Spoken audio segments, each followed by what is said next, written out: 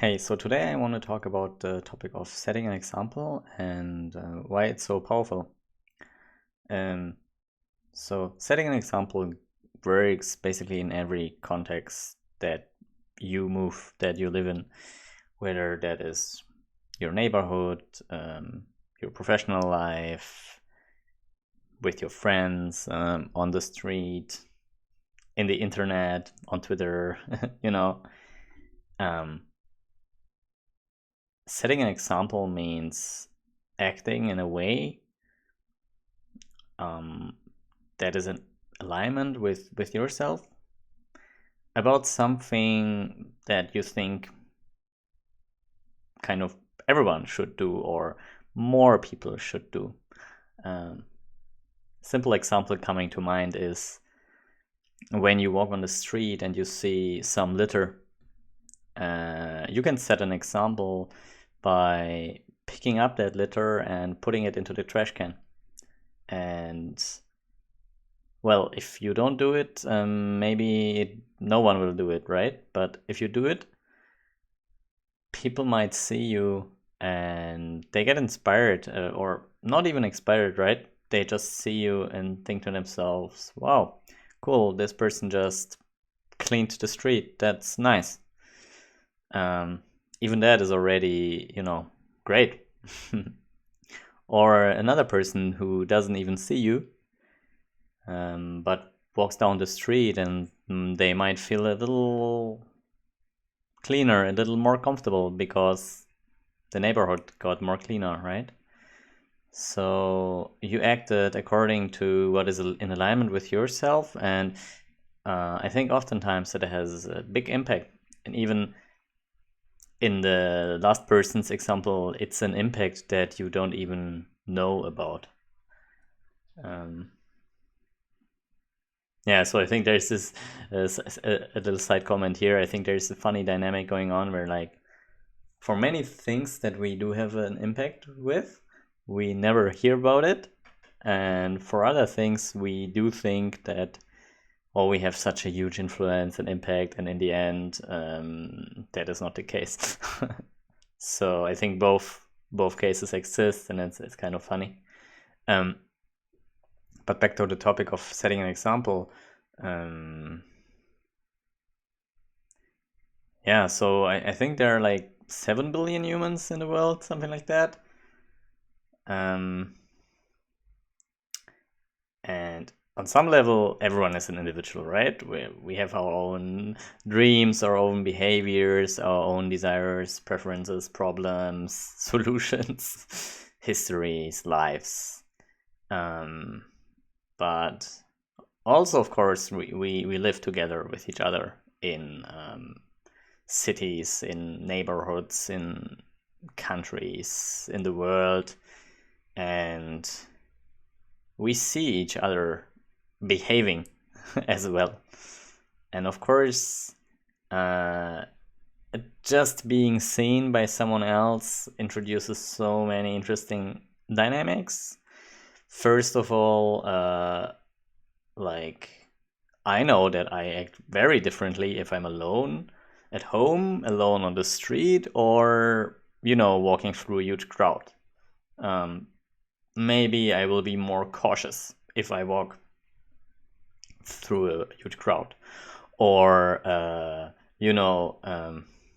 maybe I will be more conscious about, is my behavior socially acceptable? Like, maybe in a super professional setting, like putting your hair like this might signal something to your business partners that you're unsure, but maybe you just really wanted to, fix your hair that way.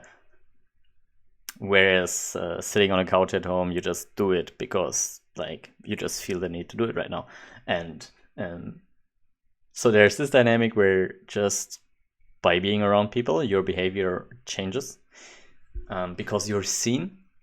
But there's also the thing where you see other people behave in a way, and it kind of signals to you, oh, cool, that is an acceptable behavior. Like, you see how other people react to that behavior, and, like, you know, if someone in a business meeting fixes their hair and maybe the other business partner makes a funny comment and it creates kind of a social bonding, you think to yourself, wow, it's actually okay to fix my hair in a business meeting. It can actually create a nice vibe in the meeting. So these dynamics are in both directions, right? You're being seen and your behavior changes. You see other people behave and it kind of you feel like that is acceptable behavior. But there's kind of a weakness in this dynamic. Like if you're not aware of this dynamic and if you just live your life, you know, and you're not you're kind of letting some potential sit on the table that's just idling around, which is, and it took me many years to figure this out. You have to, of course you have the ability to determine your behavior. That's the first realization that you have to have. At any point in time, there's a certain range of actions, of behaviors you have to your exposure, right? There might be places and times where that range is bigger, and there might be places and times where that range is like extremely limited. Like maybe for health reasons, maybe you got in some legal trouble. You know, there are all kinds of situations where your options are very limited, but usually you have some options to your exposure, and hopefully, you know, you are able to have a lot of options to your exposure, and I think it's called to your disposal. You can choose between many possible behaviors, and the first step is to realize that. Like, I think we humans tend to get in these routines and to kind of, to some extent, act automatically. We develop our patterns, we establish our patterns, but at some point, you know, you can realize, oh wait, I actually have the chance to act however I wish right now. Of course, then in a social setting, your behavior will kind of emit reactions. If you run through the streets screaming, at least people will wonder what's going on, and they will turn their head and maybe whisper around about you. Or if they are a bit more aggressive, they might even, you know, be aggressive towards you if you act in a strange way. So your behavior emits a certain reaction, and of course it's not clear what that reaction would be.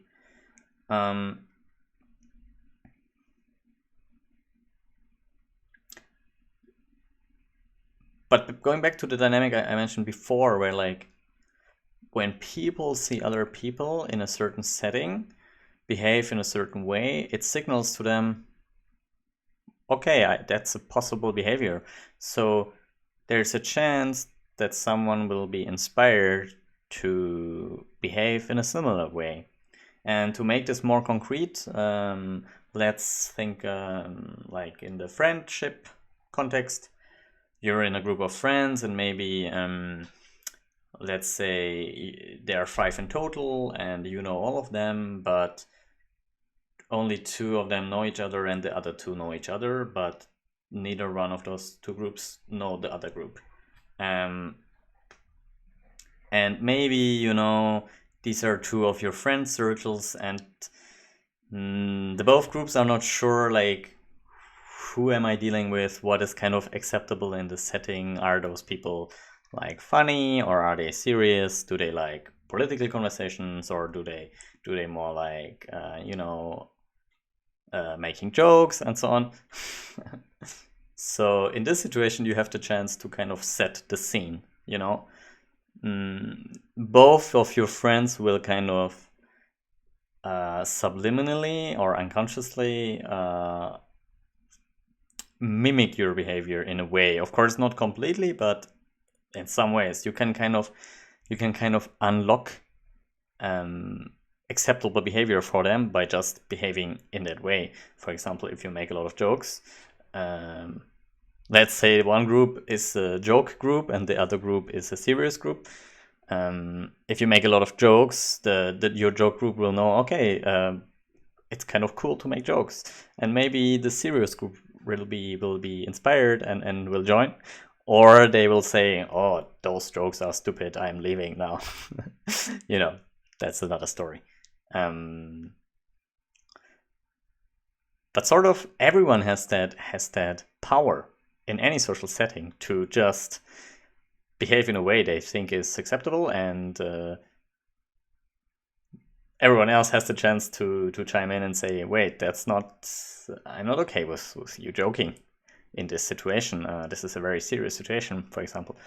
Or they also have the chance to join your behavior. And in the past, when I was part of social settings, I always kind of thought there is an inherent rule to behave. Like, somehow people know how to behave in a group in this very specific context. Everyone knows it. I just don't know it, so I'm looking for others to see how they behave. And after like being in the same group for like 4 or 5 times, I have figured out kind of the space of total, like the total space of acceptable behaviors, like all behaviors that are acceptable in that group. And as you can imagine, that severely limited my expression and just my comfortableness and just the possible actions I had, kind of, right? If I'm in a new group, I wasn't sure, is it okay if I talk about what happened to me today? Is it okay if I talk about what I'm excited about? Is it okay if let's say I had a bad day yesterday because something bad happened? Maybe I did poorly in a test, or I don't know, I got some bad news. Is it okay to bring it up in this group or not? And for the most part, of course, I didn't know if it's okay or not, and I was very conservative with not doing something wrong. So I limited myself a lot. Whereas today, I grew as a person. I'm more experienced. I'm more self-confident, and I built up an inherent idea of what is acceptable for myself, and also how I want to experience this current social setting, right? I want to, for example, joke around with my friends. There are also times where I want to be very serious because I want to talk about existential topics and maybe a very personal problem I'm dealing with right now in this context. I would prefer not to joke around. But I kind of have my own space of acceptable behavior, and it's not only acceptable for me, it's desired. I desire to experience this and this and this and this. So now I have kind of a pool of things I like to experience with friends, and now I have the option to, whenever I'm in a friend context, I just behave that way. So I joke around, for example, and then like this social dynamic happens where people have the chance to give me feedback how they think about it. If I make like a rude comment to one of my friends, they have the chance to say, Nilan, that was not okay, I didn't like that. And there are many ways to express that. Either they are rude to me in a certain way where I will notice, okay, I probably stepped over some boundary right now. They didn't like that. Or it can enter this dynamic where like we're making jokes back and forth, and it's like the tension is rising, and at some point we like either it's just kind of it continues being constructive in a way where like everyone gets the chance to make jokes with each other, or it kind of tips and the vibe in the room starts to become like people are getting silent and are watching us, and maybe we are getting into a fight or something. There's so many scenarios thinkable. I just wanna the point I want to make is basically in any setting you are, whether I now met the examples of the friendship setting and the social setting, like on the street, in society, you have the chance to be an example, not only set an example, but be an example. And if it's in a smaller social setting, not in like society, you open space by doing that. If I joke around, people kind of are invited to also joke, right? If I think back to myself a few years ago, where I never knew which behavior is acceptable, other people behaving in a certain way showed me, like, opened space for me to be that way. So if I would summarize the point of this video in one sentence or in a few sentences, it would be, first of all, always try to extend kind of the range of possible actions that are at your disposal. And just start experimenting with different behaviors and figure out which ones you like more than others, and which ones are acceptable to you in some contexts and are not acceptable to you in other contexts. And start acting that way. Start being how you desire to be in every setting you are, whether that's personal, professional, social, society, anything. And if you do that, you are an example to others, you are setting an example for others, you invite them to follow the same or a similar behavior, you open space, and to some extent you are there's a potential that you inspire others and you're making an impact. And if you do that kind of consistently, you will start attracting people that are compatible with how you act. And I think just to open it up a bit at the end, if you and your friends are doing it, and their friends are doing it, and everyone starts doing that, we are creating a world where everyone behaves in a way they think is acceptable and they desire, and kind of collectively we're raising the bar, we're raising the experience of everyone towards the better, right? So this is what I'm living for, and this is what I hope to accomplish. And only recently I started to realize really how powerful that is. So go out there, be an example, and set an example for everyone else.